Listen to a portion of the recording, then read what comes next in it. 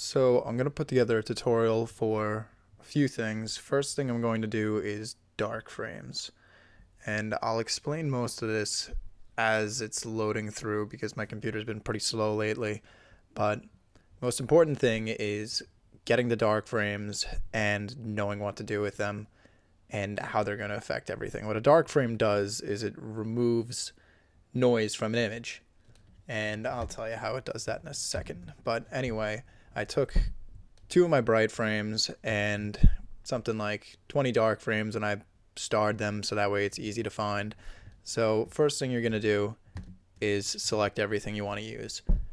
Now you don't have to always do this, but if you're going to do it, you have to make sure to do it on everything. So you select everything, make sure auto sync's turned on, then you come down in here to enable profile corrections and remove chromatic aberration.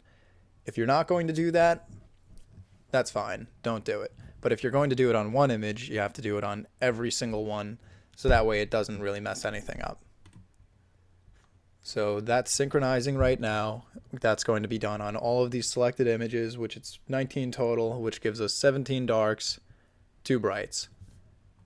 After you've done that, or haven't, with all of your images selected, you're going to go to Edit In and open as layers in Photoshop. Now, when you're shooting long exposure photography especially, so wide field astro, regular astro, I mean, I've even done this with concerts at high ISOs, but you're going to get noise, and noise is created through 3 different conditions. Either your shutter is open for a long time, your camera is really hot, or your ISO is high. When doing any type of astrophotography, we're going to pretty much hit all of those conditions at once. So you're going to pretty much get a lot of noise. And what I'm doing here, what I did here was after the shoot was finished, I put the lens cap on my camera, tried to have it at just about the same temperature as the entire shot was done at.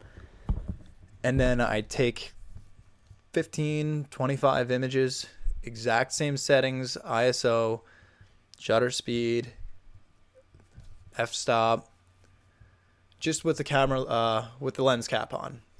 And pretty much you're taking a black image.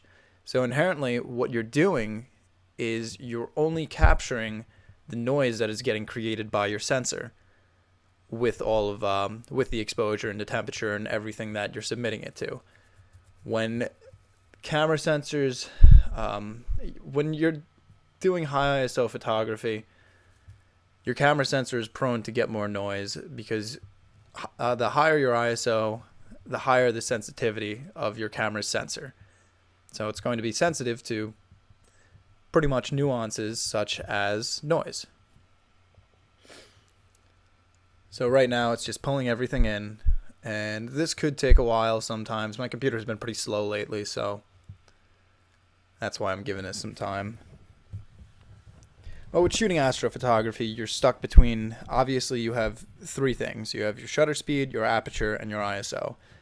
There are a lot of limitations when it comes to shutter speed when using different lenses, and aperture especially also. I've recently been shooting on the Sigma 20mm, and that's a 1.4. I could bring that up to 1.6 and get great images out of it, and that's a step up from shooting my Nikon 20mm at 2.2. Because I'm getting a lot more data, and when shooting astro, it sometimes doesn't feel like you're a photographer, but pretty much you're just collecting data and trying to get as much as possible to be able to process properly later. But with that Sigma going down to 1.4, it does a lot better than the Nikon does at 2.2. Now, if I didn't have the Sigma in my hands right now, then I would have to up my shutter speed, not my shutter speed, sorry, I would have to up my ISO to match the exposure that I'm able to get on the Sigma. Upping the ISO adds more noise. And then also, people have probably heard me say the 500 rule, which is when you're shooting astrophotography, if you don't want any star trailing, you want pinpoint stars, then you're going to take 500 and divide that by the focal length of your lens. So I use a 20mm most of the time, so 500 divided by 20 is 25. I can do a 25-second exposure, and I won't really get too many light trails. Same thing goes for 35, which this was shot at. I think I've been shooting these at 15 seconds and I don't get too many issues. But the point is there are limitations. You're limited to your aperture and you're limited in your shutter speed. So to get around that, we boost ISO. Boosting that creates noise. So this is the method to get rid of that noise. Also, if you're doing any type of stacking, which I'll definitely get into later on, you have to do this on every single image before you get into the stack. Because if you do it afterwards on the stack, what's going to happen is you apply a median filter when you stack things, and that takes the average of each pixel that's pretty much been digitized and pretty much brings that out. So doing that and then doing a reduction, things are going to be missing and you could add some crap to it, which you don't want to do. So you have to do this before you do any type of stacking or panoramas or anything, and that's pretty much why I brought in 2 bright frames into this rather than 1, so I could show that. Right now I'm just going to hide those because we don't need them, and I'm going to come down here and select all of these. This one I'm also going to hide. That looks like that one was an accident, but these are all from the 35mm. I made sure, and they all had the same exact settings. These are all black frames, which look like nothing. The first thing you want to do is select all of those black frames, make sure they're normal, and convert them to a smart object. So now all of these layers are going to be merged together in a non-destructive object. Here it doesn't matter too much because I'm going to end up rasterizing the image after, which basically flattens it, takes away the layers, and creates one manageable layer. Now in the future, let's say you have a shoot where you have a bunch of good shots and you did one set of dark frames, which is what I actually did for this, but I'm just reiterating this to show it. What you might want to do is pull all of your dark frames in, create a master object for them, and then export it and save it as something like 35mm darks and then the date. And then what you could do is you could just pull that into Photoshop with any bright layer from that night and do the subtraction. So you don't have to do this every single time, but you do have to do it at least once per night.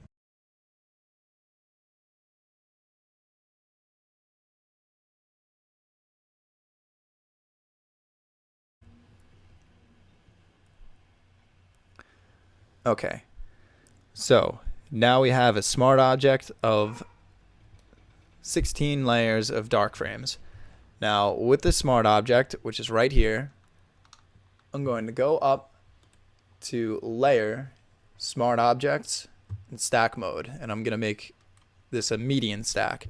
Now, like I said before, what this does is it takes the average of each pixel and removes everything else. So this is also a great thing to do. Let's say if you take 5 pictures of the same road, and in each picture you have a person or a car standing in different positions, and then you put those 5 layers together and together in a smart object, and then you put them under a median stack, what it will do is it will remove anything that's not shared between each image. So then you'll actually just get the road with no people in it. So that's, maybe I'll do a tutorial on that if somebody wants me to, but it's not something that I typically do. But it is just a good thing to know how this stuff is working out. When you're shooting to do this stuff, the biggest part is knowing your limitations and knowing what you have to do with this data afterwards. If you know what you have to do with the data and know where you're eventually going to get to, it makes it a lot easier to process in your head what you have to shoot in the moment, and vice versa. So once you're shooting a lot and editing a lot, putting all of this together, it just all starts to make more and more and more sense. Okay, so now we have a median stack on that smart object. So the next thing I'm going to do, so my computer can start working a bit faster, is go into here and rasterize this layer. Now this is just regular good old layer. So I'm going to bring this up to the top, and I have 2 bright frames. So what I'm going to do is I'm going to duplicate this because I'm going to want to use it twice. And for each one, should have done this before, it would have made it easier. But I'm going to go Command T. Okay, Command T, transform.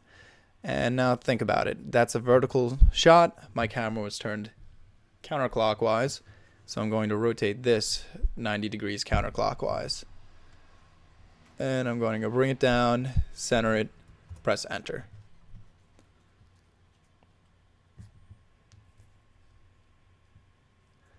Should have just done the same. So with the other one, just going to delete it. And then I'm going to duplicate this again.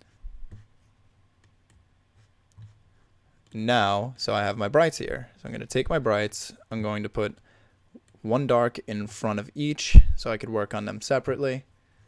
And I'm going to crop this in so I don't have to do it later. Make sure your ratio is clear.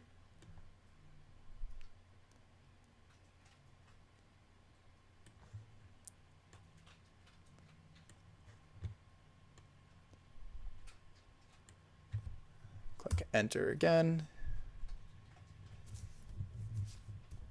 Now you don't always have to do the rotate thing. Sometimes you could shoot your darks in vertical. Most of the time I end up shooting my darks as I'm walking back to my car. I will just put a remote on my camera, throw the lens cover on, and I'll just click the remote and keep it on continuous, so it's just shooting as I walk back. So if it takes me 20 minutes to walk back to the car, I'll get my decent amount of dark frames instead of sitting there and waiting. So now the next thing you do is you come in here, take your dark frame, and put that on subtract.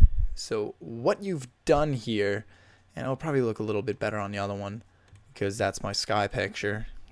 That first one was the foreground. So subtract. What you've done here is you've isolated only what the camera sensor is producing noise-wise because there's nothing else you're capturing. You've grouped it together so you have all of it, and then you're subtracting it from your bright frame. So it may be hard to see, but it makes a world of difference when you get into processing. So this is with my dark frame added. Well, subtracted. This is without it. Doesn't look that much different. And like I said, that's because the Nikon D750 works really well in low light. But there is a subtle difference, and it cleans up your data. Now, if you can see, there's little red spots, blotches that are between the stars and all of these images. That's what this is getting rid of. It's getting rid of color noise.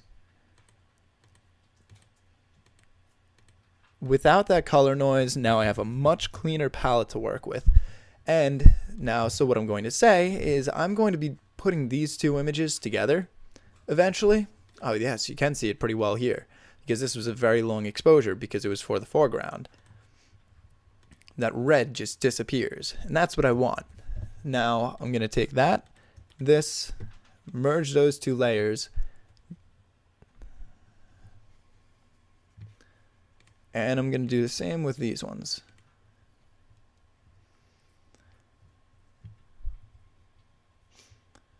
And this will just be a little bonus. This isn't what I was going to get into with this. But as you can see, up here is my foreground image. Below it is a sky image. So if you want to know a little bit about focus blending, you take two images in the same exact spot, different exposures for what you need, and then you go into here, make a mask. You have to make sure you're on black here, otherwise it might not be opaque enough. I'm going to go into the gradient, and I'm just going to black out the sky on the foreground image. And I'm going to keep doing that until it blends well enough. And I think that's good enough. So there you go. Dark frames and a little bit of a bonus of focus blending. So no magic there. It's pretty much just capturing information, making it as clean as possible, which with digital photography, we have to do some workarounds because of heat and camera equipment, and our sensors are so sensitive at this point, and some cameras really aren't built to be run like this. The D750 sort of is, which is why I went for that specifically. But some other ones aren't as great as at high ISOs or long exposures. The noise structure is a little bit different. But for all of them, you could do this. You could pretty much create this dark frame and bring it in, layer it out, and subtract it from your bright and just rip the noise right out of it. And that just gives you such a better start. And it has to be done before you do anything else. Unless, of course, you're doing the corrections for the lens profile. If you're doing that, you have to make sure you do it to the dark frame along with the bright frame. So that way they're both equal, because you want that ratio to be the same. But that concludes it, plus the bonus. And I'll probably edit this at some point later on. All right.